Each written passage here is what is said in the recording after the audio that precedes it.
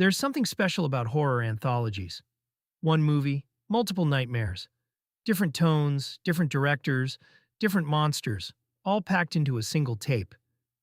For a lot of us, these were the ultimate VHS discoveries.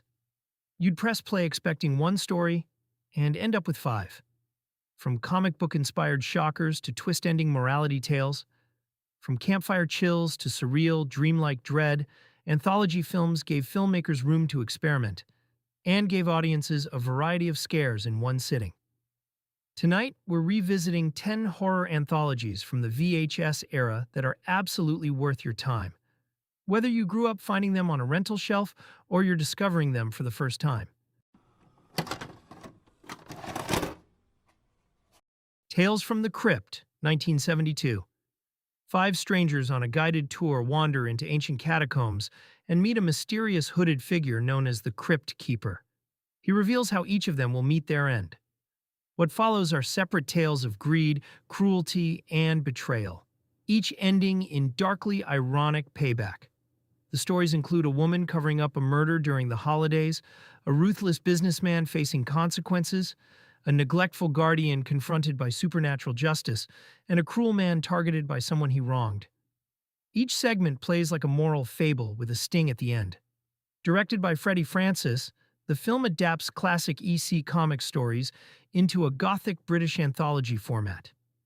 The cast rotates by segment and features several standouts, including Joan Collins and Peter Cushing, who both lean into the cautionary tale tone. Effects and makeup reflect early 70s horror craft, with practical creature work, corpse effects, and transformation scenes handled in-camera. The catacomb wraparound gives the film a strong visual identity, supported by shadowy lighting and stage-like set design. A foundational horror anthology that helped bring EC-style shock stories to the screen. Simple structure, strong atmosphere, and memorable twists keep it enduring. Creepshow, 1982. Five short horror stories unfold like panels torn from a pulp comic book. Each one follows a familiar pattern. Flawed people make selfish choices, and something unpleasant comes back to collect. A murdered man returns for Father's Day revenge. A strange meteor crashes on a rural farm. A sealed crate holds something that shouldn't be fed. The setups are simple, and the outcomes are rarely subtle. The film leans heavily on tone and presentation. Everything is heightened but intentional, from the dialogue to the performances. The cast is stacked with recognizable faces: Hal Holbrook, Adrienne Barbeau, Leslie Nielsen, Ted Danson, along with Stephen King in front of the camera as an unlucky farmer. Performances stay mostly straight, letting the exaggerated situations speak for themselves rather than pushing for comedy. Visually, the movie commits fully to its comic book influence. Bright primary colors, hard shadows, and animated transitions separate each segment. Tom Savini's effects work is prominent throughout, favoring tactile makeup and practical creatures over realism. Rotting corpses, swarming insects, and creature attacks are presented with a deliberate artificiality that fits the style. Creepshow doesn't try to reinvent anthology horror. It sticks to simple morality tales and delivers them with confidence and consistency. It's playful, occasionally nasty, and designed to be revisited. Less about surprise, more about enjoying the ride through familiar, well-crafted scares. Twilight Zone, the movie, 1983.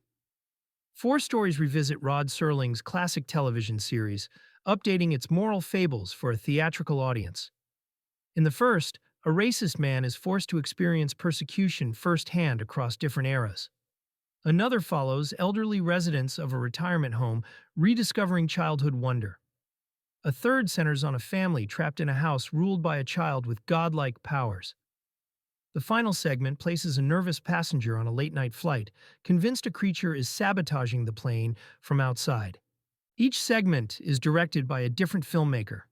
John Landis, Steven Spielberg, Joe Dante, and George Miller bring distinct styles and tones to the anthology. The cast includes Dan Aykroyd, Albert Brooks, Vic Morrow, Scatman Crothers, Kathleen Quinlan, and John Lithgow. Lithgow's performance in the final story stands out. Pure anxiety, carried almost entirely through physical acting and escalating panic. The production is inseparable from tragedy. During filming of Landis's segment, Vic Morrow and two child actors were killed in a helicopter accident, permanently overshadowing the film. The segment's message remains clear, but its reception was irrevocably altered. Spielberg's contribution leans sentimental, often clashing with the show's darker edge. Dante's segment embraces cartoonish surrealism, creating unsettling imagery through exaggerated performances and stylized effects. George Miller's closing story is the most effective. Minimal dialogue, sustained tension, and a creature realized through practical puppetry that remains genuinely frightening. The movie is uneven by design. When it works, it captures the original series' ability to unsettle through simple, focused ideas. When it doesn't, it feels overproduced and emotionally hollow, a troubled anthology defined as much by its strongest moments and its tragic legacy as by its ambition. Body Bags, 1993. A wisecracking morgue attendant introduces three separate horror stories, each tied to one of the bodies in his care. One follows a gas station worker alone on the night a killer is active. Another centers on a man whose experimental hair transplant goes very wrong. The last tells of a baseball player who receives an eye transplant and starts seeing terrifying visions. This anthology was created for cable television and split between two directors, with John Carpenter handling the wraparound and one segment, and Tobe Hooper directing another. Carpenter also appears on screen as the morgue host, leaning fully into the dark comedy tone. Each story has its own flavor and cast. Robert Carradine and Alex Datcher lead the tense overnight gas station segment. Stacy Keach headlines the transformation-focused hair transplant tale. Mark Hamill plays the injured athlete in the final story. Genre regulars like Sam Raimi, Wes Craven, and Roger Corman show up briefly in cameo roles. Effects are practical and segment-specific, ranging from slasher suspense to full-body horror makeup and surgical shock moments. The framing scenes are intentionally playful, with the morgue set designed for pulpy atmosphere rather than realism. An uneven but enjoyable horror anthology with a strong sense of fun. It plays like a tribute to comic book-style shock tales guided by familiar genre voices.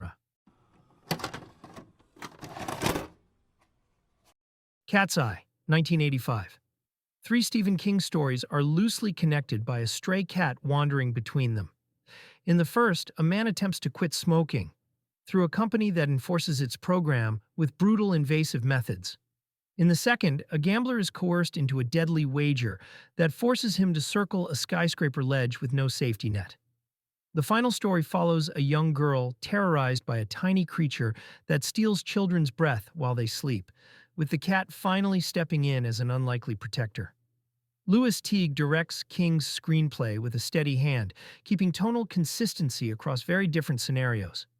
James Woods brings manic intensity to the chain-smoking executive, while Robert Hayes carries the ledge sequence with raw panic and physical exhaustion.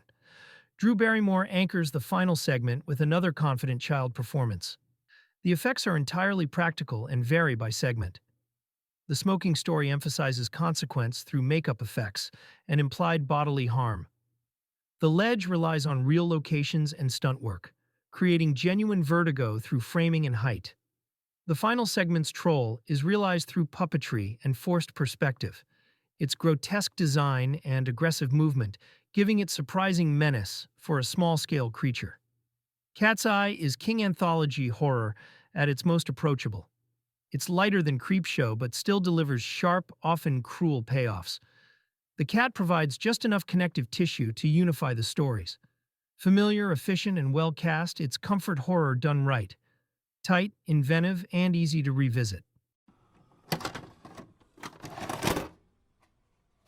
Nightmares, 1983. Horror comes in 4 flavors in Nightmares, an anthology that turns urban legends and modern fears into tales of terror. The first story, Terror in Topanga, follows a woman making a late-night drive while a killer lurks on the loose. The Bishop of Battle stars Emilio Estevez as a video game prodigy whose obsession draws him into a deadly digital showdown. In The Benediction, Lance Henriksen plays a priest battling both his shaken faith and a demonic black truck that stalks him across the desert. And finally, Night of the Rat pits a suburban family against a monstrous rodent haunting their home. Directed by Joseph Sargent, the film's strength lies in its variety and cast. Alongside Estevez and Henriksen, you'll see Christina Rains, Richard Masur, and Veronica Cartwright, each bringing weight to their respective segments. Every story has a distinct flavor, from suspenseful stalker tale to neon-soaked tech nightmare to spiritual warfare on the open road, and finally a straight-up creature feature.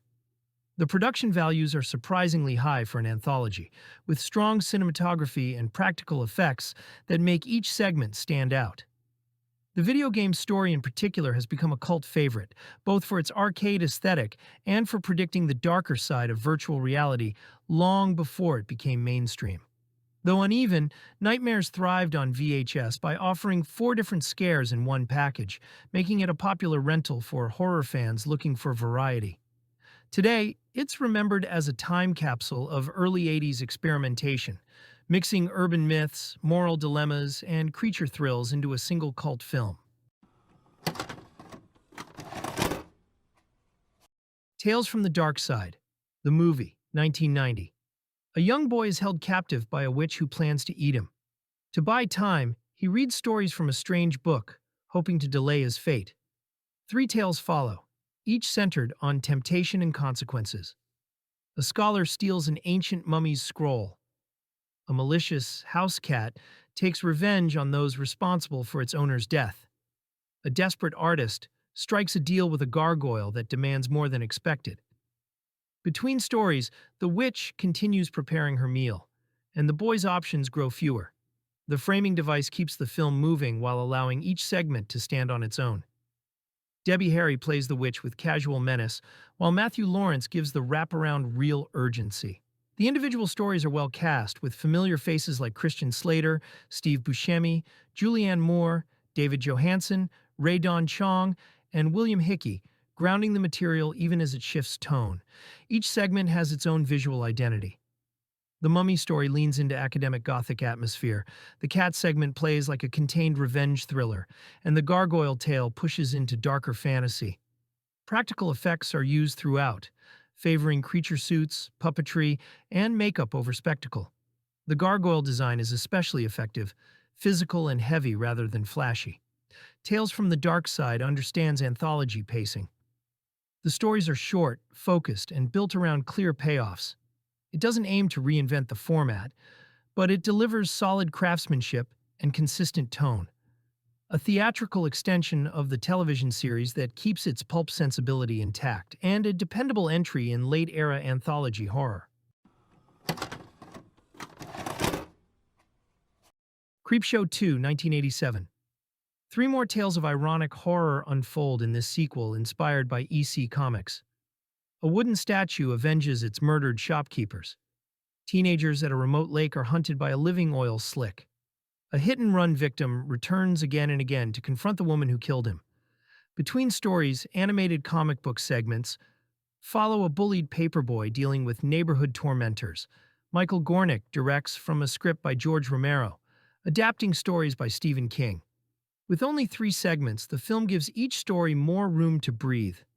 The cast includes Lois Chiles, George Kennedy, Dorothy Lamour, and a group of young actors who sell the escalating terror. The effects are strongest in The Raft, where the creature's simplicity makes it more disturbing. Victims are pulled under and digested on-screen with prolonged cruelty. The Hitchhiker relies on repetition and decay, showing its antagonist deteriorate. The animated segments maintain the comic book style through hand-drawn visuals. Creepshow 2 doesn't match the original's range, but it captures the same mean spirit. Characters get exactly what they deserve, often in excessive fashion. The Raft alone earned the film its cult reputation, making this a sequel that works best when it embraces its nastiest instincts. From a Whisper to a Scream, 1987. In a small Tennessee town with a dark reputation, a local historian recounts a chain of grim stories tied to its past. Each tale reveals another layer of violence and corruption. suggesting the town itself is steeped in evil. The segments range from obsession and forbidden love to wartime horror, cursed bargains, and revenge from beyond the grave.